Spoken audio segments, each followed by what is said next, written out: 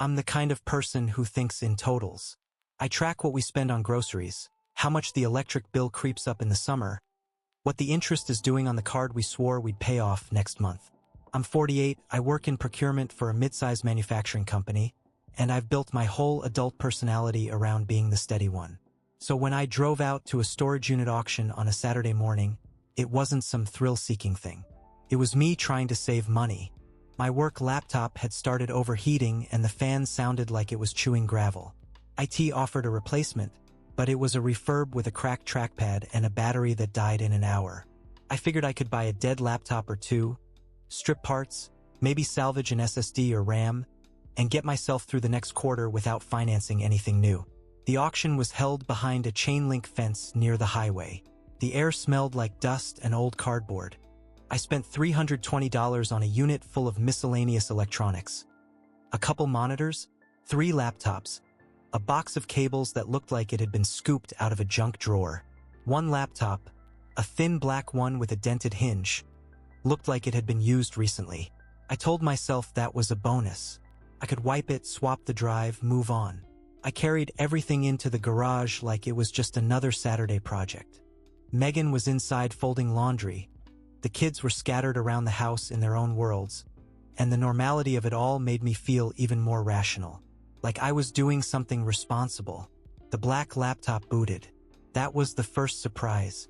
No password. Just a generic account called Owner. The desktop was clean, almost too clean. No family photos. No documents labeled taxes. It felt like a work machine or something someone used for a specific purpose. I clicked around, more out of habit than nosiness, checking specs and storage. That's when I saw a folder on the desktop called Wallet. I hesitated long enough to pretend I was being careful.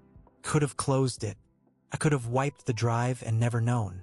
But the word wallet hit me in the chest because we didn't have much of one anymore. Not a real one. Not since Caleb's tuition deposit. Not since my mom's assisted living went up. Not since Megan's student loan payments resumed after the pause ended and the monthly number suddenly looked like a car payment. Inside the folder were a PDF labeled Backup, a text file called Seed, and a shortcut icon for a crypto wallet app. I'd heard enough from coworkers and nephews to know what a seed phrase was. The kind of thing you're supposed to protect like a spare key to a safe. My mouth went dry. I opened the text file anyway. 12 words, lowercase, neatly spaced, like someone had typed it with a sense of security they didn't actually have. I told myself I was just checking, the same way people tell themselves they're just checking a credit score or just checking on an ex, or just checking what's in a box before they throw it away.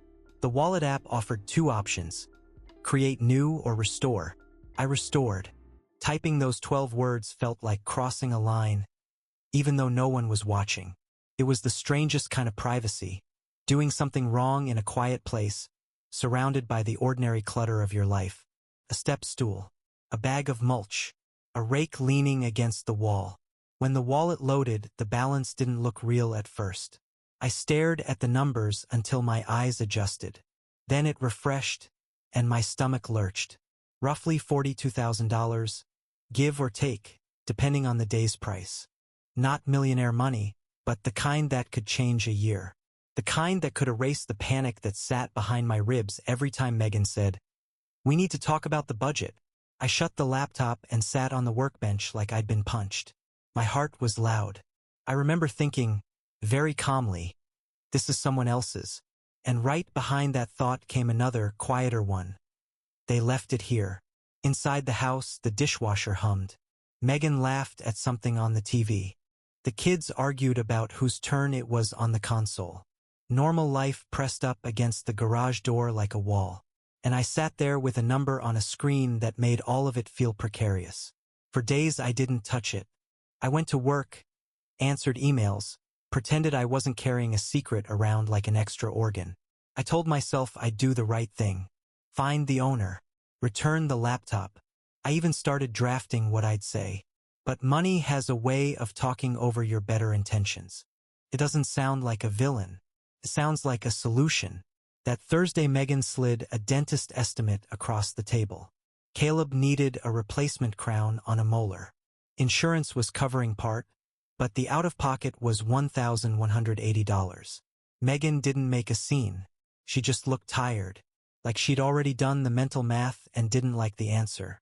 I stared at the paper too long. Megan noticed. "We'll figure it out," she said, but it came out thin. That night I went to the garage. I didn't announce it. I didn't turn on extra lights. I just sat down, opened the laptop, and looked at the wallet again as if the number might have changed into something less tempting. I transferred $1,300 to an exchange account I still had from years ago, when I tried buying crypto like everyone else and then sold in a panic. I told myself it was a loan, a temporary move. I'd replace it. I'd make it right. When the dollars hit my bank account, I felt relief so strong it made me dizzy. And underneath it, shame. A slow, sour burn I tried to swallow. Paying the dentist bill felt like laundering the act into something respectable. I signed the credit card slip and it looked like any other payment. Megan kissed my cheek in the kitchen and said, "Thank you for handling that. That little gratitude did something to me. It made me feel like I'd provided. It also made me feel like a fraud." A week later, the minivan started grinding when I braked. Tires were bald. The mechanic's estimate came back at $2,400 for tires and brakes. I'd normally argue with myself for days about whether we could push it another month. Instead, I went back to the garage and moved more. The pattern started before I admitted it existed. See a bill, feel the panic, touch the wallet, feel the relief, hate myself, repeat. I wasn't buying boats or watches. I was buying stability. That's what I told myself. Then, on a Monday morning, I opened the wallet and saw a transaction I hadn't made. A transfer of a large amount, $10,000, out to another address. My skin went cold. The wallet wasn't forgotten. Someone else was still using it. I stared at that outgoing transaction and the earlier story I'd been telling myself. Abandoned property, found money, nobody's loss, collapsed in my head like wet cardboard. I didn't tell Megan. That's one of the ugliest parts. My first instinct wasn't honesty. It was containment. I started Googling things I didn't want in my search history. Found crypto wallet legal, storage unit abandoned property digital assets, crypto theft consequences. Every answer made me feel worse and also somehow more committed, like if I was already in trouble, I might as well stay in control of the trouble. I stopped transferring money. I tried to sit on my hands. I tried to act normal. Then an email showed up in my inbox from an address I didn't recognize. The subject line was, "Your driveway." I opened it and felt my stomach fall through the floor. Attached was a photo of my house, taken from the street. My minivan, the basketball hoop Caleb had mounted crooked. Megan's planter by the front step. A normal suburban scene, made threatening by the fact that it was in my email with no explanation. The message was one line, "You restored my wallet." I read it 3 times like that would change it. There was a second email 10 minutes later. "Send back $6,000 and I forget this." He knew exactly how much I'd taken, plus a little extra. Fees maybe, or punishment. I sat at my desk at work pretending to read a report while my hands shook under the table. Money had turned into something with teeth. I made a burner email because I couldn't bring myself to use my real one. I wrote back, trying to sound calm. "I bought a laptop at auction. I didn't know. I can return it. Tell me how to resolve." His reply came fast. "Laptop doesn't matter. I want funds back. 48 hours. I considered going to the police. Then I pictured myself explaining, out loud, that I had accessed someone else's wallet and transferred money. I pictured Megan's face. I pictured the way the word theft would stick to my name. So instead of doing the clean, adult thing, I did the cowardly thing that felt like protection. I tried to fix it quietly. Here's the part that still makes me wince. I didn't pay him back from our money. I took more from the wallet to pay him back. In my head, it sounded like balance, like using the same pile of money to undo the harm. I transferred $6,500, enough to cover his demand plus exchange fees, and sent it to the address he provided. When I hit confirm, I felt like I was paying off someone standing too close behind me. His final email was short. "Good. Don't touch it again." For a brief, stupid moment, I felt like it was over. That week, Megan and I had one of those rare evenings where we almost remembered how to be married. The kids were upstairs. The dog was asleep between us on the couch. Megan leaned her head on my shoulder and said, "I feel like we're finally catching up." I swallowed hard and said nothing. That was the false resolution. I didn't know it yet, but I was already past the point where things could return to normal. I just hadn't seen the bill come due. A few days later, Megan came into the garage holding her phone. "Do you remember the password for the email I used when we bought the house?" she asked. "The mortgage company keeps sending stuff there." I wiped my hands on a rag, trying to keep my voice neutral. "Why don't you just call them and update it?" "I tried," she said. "They want me to verify some old security questions. It's ridiculous." She stepped closer, and her eyes landed on the black laptop, closed but visible on the bench. "What's that?"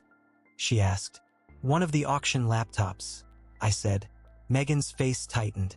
Not confusion, recognition. "Where did you get it?" she asked slower. "Storage auction," I said. "Why?" She stared at it like it might bite. "That looks like my brother's." Megan's brother, Ryan, had lived with us for 6 months the year before. He'd been between jobs, between apartments, between versions of himself he could tolerate. He was a good guy in an exhausted way, always promising he'd get things together. He kept his laptop close like it was his lifeline. Ryan had left suddenly last summer, saying he had a job lined up in another state. Megan and I had helped him with gas money and a small loan we pretended wasn't a loan. After he left, Megan mentioned, offhand, that he'd claimed his laptop was gone, stolen, lost, something. I hadn't asked because we had our own chaos. Now Megan was looking at the laptop in my garage with that same old story in her eyes, but sharpened by suspicion. I felt my throat tighten. "It booted," I admitted. "I was going to wipe it." Megan didn't move. "Did you look at his stuff?" I tried to talk around it. "There wasn't much." Her voice went flat. "Did you find money on it?" That question told me more than any accusation could. She already knew there was something. She just didn't know how bad it was. I told her. Not all at once, but enough. Wallet, seed phrase, transfers, the email, the photo. Megan sat down hard on the step leading into the house, like her legs had quit. "You stole from my brother," she said, not loudly, just clearly. "I didn't know it was his," I said, which sounded pathetic even to me. "I thought it was abandoned." "You knew it belonged to someone," she said. "And you still." Her voice broke, then hardened. "How much?" I told her the original balance, and her face went pale. That's not Ryan money," she whispered. "He never had that kind of money." That was the first time I realized the laptop wasn't just a found object. It was a thread in a bigger knot. Megan stared at the garage floor for a long time and then said, "Ryan got into something last year. He wouldn't tell me what. He kept saying he'd figured out a way to catch up. Then he started paying for stuff like he wasn't drowning anymore. Nice dinners, new clothes. He even offered to pay us back." I remembered those dinners. Ryan insisting, Megan looking relieved, like her brother might finally be okay. Me accepting because money was money and I wanted the balance sheet to look less dire. Megan continued, voice quiet. "Then he disappeared. He called me once, from a number I didn't recognize. He said he needed time. He said there were people." I felt the shape of my own fear change. The threatening email wasn't a random scammer. It was connected to Ryan's mess, and I had made myself part of it. Megan called Ryan. It went to voicemail. She texted. No response. Then she did something that knocked the air out of me. She opened our banking app and started tracing Ryan's payments to us from last year. There were 3 deposits, each one labeled as coming from an exchange. Each one had a little note Ryan had typed, "Payback." Megan looked at me with a kind of grief I'd never seen on her face. "We already took this money," she said. "We just didn't know what it was." My stomach turned. The story wasn't, "I stole from a stranger." It was, we'd been accepting dirty money from her brother, and I'd grabbed more when I found it. The next twist came when Ryan finally called back. 2 days later, late at night. His voice sounded thinner than I remembered. He didn't waste time. "You have my laptop," he said. Megan's hands trembled on the phone. "Yes. Why didn't you tell me what was on it?" Ryan let out a long breath. "Because I didn't want you involved." "You already involved us," Megan said, and her tone made it clear she'd circled back through denial and landed on anger. "You paid us with it." Ryan went quiet. "I was trying to make it right," he said. "I found my own voice, rough. Someone emailed me, sent a picture of our house, said I restored the wallet." Ryan's silence was answer enough. Then he said, "It's not just one person." Megan's eyes squeezed shut. "Ryan, what did you do?" He spoke fast, like ripping off a bandage. "I got recruited into this thing. Arbitrage, they called it. I thought it was legit. I put in a little money. They showed me gains. Then they said if I could hold assets for a while, I'd get a cut. I didn't have to do anything. Just hold." Megan's voice cracked. "So you were a mule?" Ryan flinched even through the phone. "Yeah." He told us the wallet wasn't his, not really. It belonged to a group. He had access because he'd been trusted. The laptop was collateral for them, and when he tried to back out, they took it, wiped it down, and apparently it ended up in a storage unit. He didn't know how. He didn't know why. He just knew he'd been running. "And now," Ryan said, voice low, "they think you're me." Money stayed central because it always does. Ryan didn't talk about fear in abstract terms. He talked about numbers. He said he'd been promised a payout that would clear his debts. He said he'd sent them everything he had. He said he'd taken cash advances, max cards, borrowed from friends. He'd told himself he was doing it to get ahead, to stop being the family screw-up. He'd been ashamed, then angry, then numb. When Megan asked what would happen if we couldn't return what I'd taken, Ryan said, "They'll keep coming.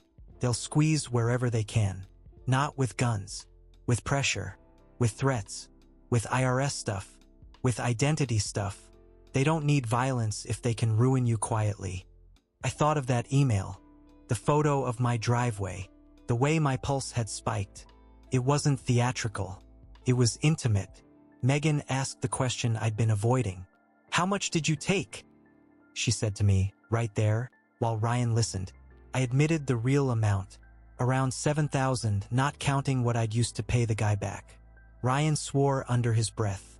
Megan pressed her hand to her mouth. Then Ryan said something that recontextualized everything again. "If you sent money back to an address they control, you didn't fix it. You just showed them you'll pay." The relief I'd felt earlier turned sick in my chest. My false resolution wasn't resolution. It was a signal. Megan wanted to call the police. I wanted to pretend we could still solve it ourselves. That's who I am. The guy who believes if he makes the right spreadsheet, the universe will follow it. We compromised in the worst possible way. We didn't call the police. We didn't call a lawyer. We decided to clean up our side first, as if that would change anything. We took out a personal loan to consolidate credit cards and cover the amount I'd pulled. The bank clerk smiled at us and asked about our weekend plans. Megan smiled back like her face was a mask. I signed paperwork with hands that didn't feel like mine. At home, Megan moved money into an account under her name only. Not as a dramatic gesture, as a practical one, like buying fire extinguishers after smelling smoke. Ryan begged us to destroy the laptop. Megan refused. "It's evidence," she said, voice tight. "Evidence of what? I don't know, but I'm done hiding." For 2 weeks, it was quiet. No emails, no photos, no new threats. I started breathing again cautiously. I went to work and pretended my life wasn't balancing on a secret crime and a loan with a 5-year term. Then the letter came from the IRS. It wasn't a dramatic raid. It was a standard-looking envelope with government print and a sentence that made my stomach hollow out. "We are reviewing your return for unreported digital asset transactions." The exchange had filed forms. Of course they had. I'd been so focused on the morality and the threat that I hadn't fully absorbed the bureaucracy of it. Crypto wasn't magic. It left paperwork. When I told Megan, she didn't shout. She just sat at the kitchen table and stared at the letter like it was written in a language she didn't want to learn. "So now," she said quietly, "we might get audited because you couldn't leave it alone." I tried to defend myself and hated the sound of my own voice. I was trying to keep us afloat. I was trying to. "You were trying to feel in control," she said, and it landed cleanly because it was true. "You wanted to fix it without anyone seeing you." That night, she slept in the guest room. In the morning, she called a tax attorney. She didn't ask me first. She didn't need to. She was already operating like someone who had accepted that our marriage might not be safe enough to trust with money. 2 days later, the threatening email returned, like it had been waiting for us to relax. "You think you can disappear?" it said. "I know where your wife works. I know where your kids go." I sat in the garage with the laptop open, looking at the wallet balance. It was almost drained. A few thousand left, moving in small increments like someone sweeping crumbs. I realized something then that felt like a final, private collapse. The money had never been ours to borrow, and it also wasn't really Ryan's to lose.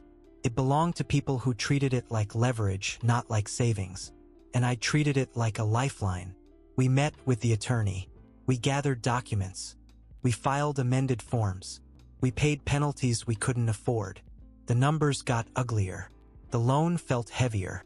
Megan became quieter, more efficient, like she'd moved into a survival mode that didn't include warmth. Ryan stopped calling. I don't know if that's because he ran again or because he couldn't bear to face what his mess had done to us. Megan occasionally checks his social media like someone touching a bruise to see if it still hurts. Nothing new. No updates. Just an empty outline of a person who used to show up at our table and insist on paying for dinner. The threatening emails stopped after the tax attorney sent a formal notice to the exchange and we locked down our credit. Maybe they moved on. Maybe they didn't need us anymore. Maybe the attention shifted to someone else. That's the unsettling part. There was no clear ending. No moment where a door shut and stayed shut. Megan hasn't filed for divorce. She also doesn't share passwords with me anymore. She pays the bills from her account and transfers me my share, like I'm a roommate. Sometimes she'll look at me across the kitchen and I can tell she's doing math in her head. Not just dollars, but risk. I still go into the garage sometimes and stare at the workbench where the laptop used to sit. The space looks ordinary now, like any other garage in any other neighborhood. A rake, a cracked plastic bin, a forgotten extension cord. And I keep thinking about those 12 words, typed neatly, left unprotected. Not because they were a mistake, but because they were a belief. A belief that money can be separated from consequences if you hide it well enough. I believed that too for a while. Now I listen to the house at night. The fridge humming, the distant traffic, Megan's quiet steps in the hallway, and I understand something I wish I didn't. The most expensive part wasn't what I stole or what I paid back. It was what I taught myself I was capable of, and what Megan learned about me without ever asking.